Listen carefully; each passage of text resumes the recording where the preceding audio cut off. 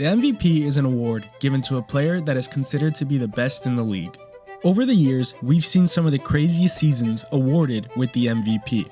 Stay tuned throughout the video as I break down 5 players who I think are most deserving of the MVP award this year. Yo, what is going on, NBA fans? My name is Raz, bringing you guys a brand new video. Today, I'm going to be breaking down who I think is most deserving of the MVP award this year.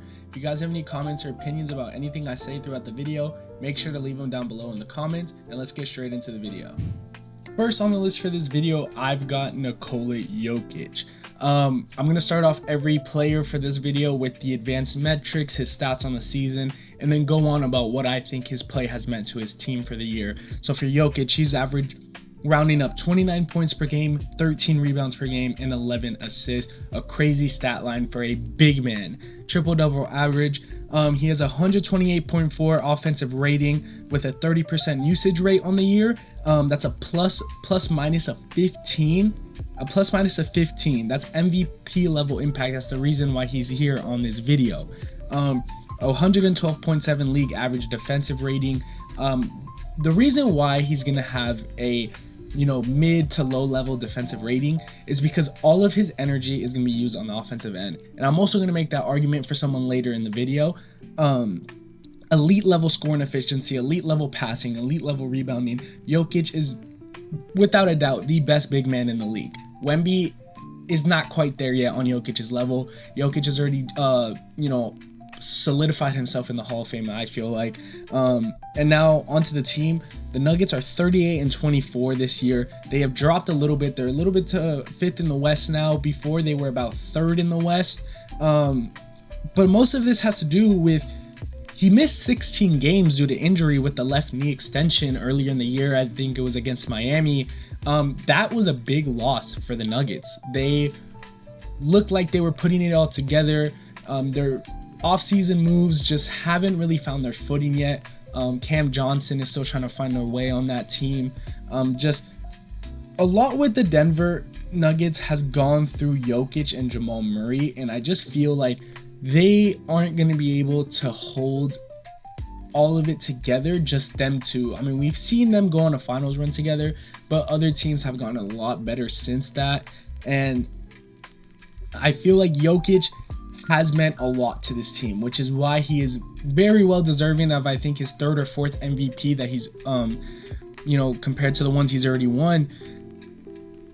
That's why Jokic is on this list, because he impacts their winning by a far margin, compared to the other guys on this list. Jokic is Denver. Without, Jamal Murray was an all-star this year, but Jokic is just that guy that teams game plan for. But with Jokic, he just hasn't looked or seemed like the same Jokic, like with that MVP level impact since coming back from his injury. He looked a little shaky against Utah the other night, where they scraped away with a win. And I think with the way the West is right now, if the Nuggets want to be in that top 4 or top 5 like they are right now, they've got to keep winning basketball games at a convincing level. Like, they got to show why they're title contenders like they've been for the last couple years. And come playoff time, come postseason basketball, they tend to pick up their play a lot more than they do in the regular season, and I hope that is the case. Aaron Gordon has missed a lot of time, which has hurt them, but Jokic has been that deciding factor since coming back from injury. He always will be. He's the best big man in the league, and that's why, like I've said a million times, he's going to be on this list for years and years to come. Even with already winning a few of these awards, he's always going to be here because of the impact he has on winning basketball games. Next on my list that has shocked NBA fans all around is Celtics for Jaylen Brown. Jaylen Brown this year is averaging 29 points per game with 7 rebounds, and to go along with 5 assists per game. The man has an 118.2 offensive rating, a usage percent of 32%, and a true shooting percentage of 61. What impresses me about Jaylen Brown is he's got an 111.5 defensive rating, something that is better than league average. The man is getting it done on both sides of the basketball. He's got a 4.6 plus minus this year. And what makes Jaylen Brown's MVP case so strong, in a rebuilding year for the Boston Celtics, is what they said at the beginning of this season. he has led them to a 41-20 record to be second in the East. Jaylen Brown has changed what the Celtics dynamic was going to be this year. Jason Tatum went down with that ACL injury in the playoffs last year, and after that, all hope was lost in Boston. Going into this year, they had ideas of what the Warriors did a couple years ago. They came off a championship, injuries got to them, it was kind of a rebuilding year, they got the second overall pick. That's what the game plan was thought to be for the Boston Celtics, but Jaylen Brown took none of that. He has led this team that lost Kristaps Porzingis in the offseason, lost Jrue Holiday. He pretty much lost his entire championship team. And he has turned into what he's been given to be second in the East with a 41-20 record, with Jason Tatum literally coming back from his injury this week. The second place team in the Eastern Conference is getting back another top 5 player in the NBA because of what Jaylen Brown has been able to do. Don't get me wrong, Derek White and Peyton Pritchard, they have had amazing impacts on what the Celtics have done this year. Even Neemias Queta, an offseason acquisition, that filled that center role that they lost, has been outstanding. But that is because the impact that Jaylen Brown has been having on both sides of the basketball. It was only a week or two ago when I watched this Celtics team run all over my Lakers. They ran all over them on both sides of the basketball. They were knocking down shots left and right. They couldn't stop missing threes.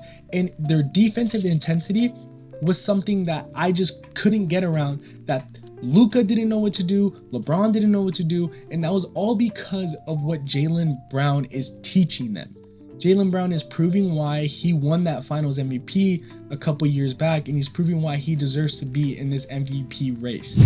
My next candidate on the list is Lakers guard Luka Doncic. Luka Doncic is averaging around 32 points per game on 8 rebounds to go along with 9 assists. He's got a 37% usage rate with a 62% true shooting. He's got a 121 offensive rating with a 113 defensive rating that drops off a little bit. He's got a 1.4 plus minus, and he's put the Lakers in a spot to compete for that third spot in the West. They're currently sitting at 37-24, 6th in the West, a few games back from the third spot. Luka this year has missed around 10 to 12 games with some injuries, some personal reasons. But my case for Luka Doncic, I personally think Luka Doncic is second, if not first, in this MVP race. And I don't like that he's just not seen as this guy because he's on the Lakers. Some people don't believe in the Laker tax. The Laker tax is real. For someone who's watched every game this year, every Laker game, haven't missed one Laker game this year, Luka Doncic is without a doubt the MVP of this season. I have said to multiple people that we are undeserving of Luka Doncic and what he does. A lot of people will make up the assumptions that, he's not a great defender. The reason why Luka Doncic isn't a great defender is because he is averaging almost 40 a night on the offensive side of the basketball. Luka Doncic is averaging 32 points right now, but he's almost dropping 40 points every game he's playing. Yes, he gets the free throw line a lot, but that's because teams don't know how to guard him. Last night, the Pelicans sent double after double after double to Luka Doncic, and what does he do? Every single time he had a double team set to him, he split that double team with ease. And even if that was shooting and one, or if it was getting to the lane, or getting to a spot, free throw line jumper, or hitting Kennard or Marcus Smart out for the three, Luka Doncic does it all and more on the offensive side of the ball. The only person that I can say truly does what Luka Doncic does and more on the defensive side of the ball is Shai Gilgeous-Alexander. That is the only person in this league that I truly believe does what Luka Doncic does and more because of how good he can be on the defensive side of the ball. But Luka Doncic is this guy that just doesn't get the credit for it because of the Laker tax. Teams didn't want to make moves with them at the deadline because they're the Lakers. They don't want to make this team better. LeBron's going into his last year in the league, and after getting Luka Doncic, nobody wants to do a deal with them. They were able to get Luke Kennard, who's been a great addition to this team. But after that, it's just been, hey, Luka, you gotta go handle it. Reeves, ever since coming back from his injury, he hasn't been great. And yes, a majority of that has to do with, LeBron and Luka taking a majority of the shots. And he is struggling to find his rhythm. I say the same thing about DeAndre Ayton. As much as people want to hate on DeAndre Ayton, I think it's just because he can't find that rhythm because of how much Luka does on the offensive end. And honestly, without Luka Doncic, I don't think DeAndre Ayton is a very successful big man anywhere else. Luka elevates. Look at Jackson Hayes. I don't think Jackson Hayes would be in the league right now without the talent Luka Doncic is. I very do much believe that this Lakers team will do something in the playoffs, because I do believe that with this full season of Luka Doncic, a full season of this three finally playing together and seeing where this could go, I think they can elevate themselves in the playoffs. And I think with the case that Luka Doncic is making for MVP, it'll make them even better. Moving on to my next candidate on the video, I have Pistons guard Cade Cunningham. Cade Cunningham this year is averaging around 25 points per game, 6 rebounds per game, and 10 assists. The man has a plus minus of 8 with a 56% true shooting percentage and a 31% usage rating. He's got a 109 defensive rating to go along with a 117 offensive rating. Cade Cunningham has led the Pistons to a 45-15 record to be first in the East. Cade Cunningham has turned a Pistons team that was a laughing stock of the NBA only a few years ago to now one of the best teams in the NBA. My only thing with the Detroit Pistons being led by Cade Cunningham, as I said a couple videos before, I think it was in my Eastern Conference breakdown, is I just don't think this Pistons team they don't have enough offensive weapons, to make that run against a team maybe like Cleveland or the Celtics or the Knicks. But what Cade Cunningham has done is just out of this world phenomenal. He's taken a team that hasn't been, competitive or had anything to root for in years, and they've turned them into a threat in the NBA.